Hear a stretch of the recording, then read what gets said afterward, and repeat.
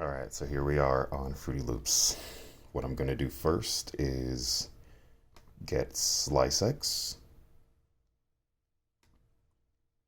Here we are. What you want to do is you want to make sure that auto dump is off and KB input is off. Auto dump makes so that when you put in your markers, it doesn't automatically dump to the track and put some random bullshit here. KB makes it so that when you try your MIDI keyboard or actual keyboard, you won't press any little inputs that actually change the plugin. Because if I press S, something will happen here that it won't actually be one of the notes. Anyway, so I am going to use, let's see if it's still here. It is. I'm going to use the Daft Punk song that I showed you earlier. Load it. Let's see. See if I can.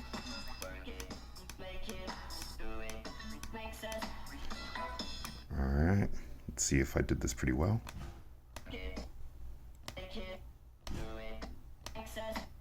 It's not bad except for the kicks at the end of that.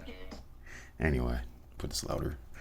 The other thing we're going to do now is I'm going to click Add up here, and I'm going to click FPC. That's like Fruity MPC. See that? So this is so that I can actually drag and drop my sounds from the sampler SliceX into this. And at the same time, I can drag my sounds that I've downloaded into this. Because with SliceX, you can only use the sounds that are in the song. You can't use the sounds that are here too, unless you're actually making a track. You know, all this bullshit. But fuck that. We can keep it simple. So, when you have FPC out, what you want to do is click this down arrow. Go to Map Notes for Entire Bank. So what that does is, here's my MIDI. Let me move this.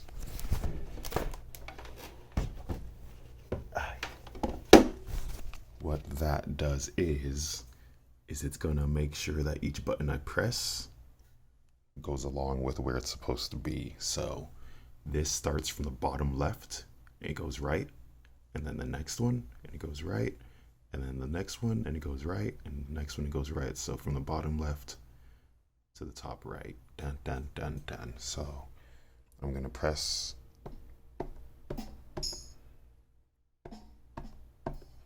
and I'm gonna press the last 8 so you can see them light up here.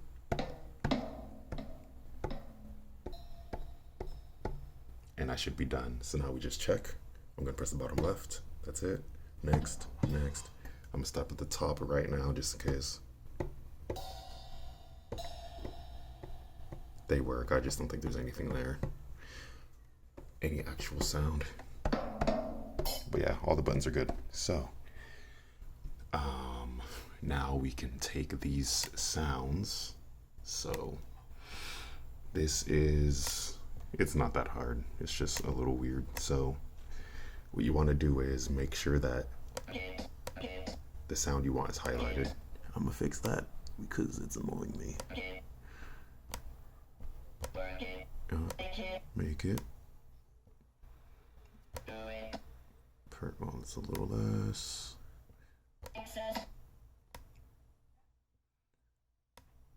All right, so work it. We have the highlighted part that we want. Work it. What you're gonna do is take this, and this is literally like dragging whatever part is selected anywhere that you want it. So you can drag this to the track and have it be its own sound, and it'll show up as its own slot right here.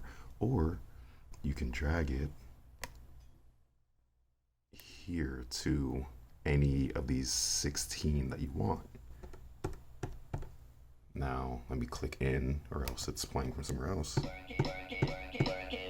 Now each one of these already has its own sound loaded into it. And it'll show that there's actually 4 already downloaded here. So one is highlighted and you can click it to check what sound it is. We don't want that. So click delete. One got deleted, everything moved up, believe it or not. So you can click again. That's still not what we want. Still not what we want. Still not what we want. There it is. Click it. I want my thing to be full level. Make it louder.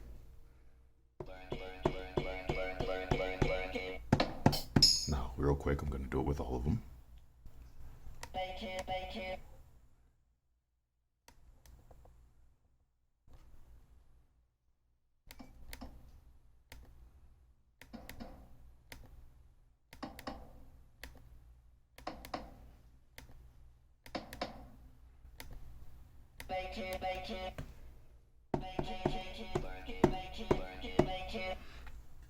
And then you just keep going, man.